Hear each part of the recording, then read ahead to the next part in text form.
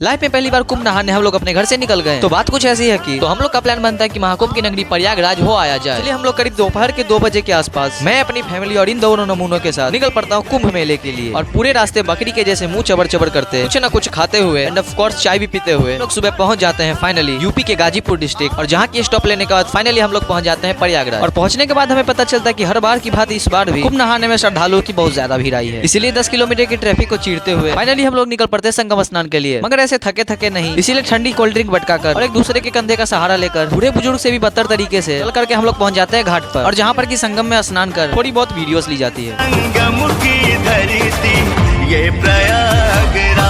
और वहाँ से लौटते वक्त ढाला पिकअप में बैठकर हम लोग फुल एडवेंचर करते आते हैं।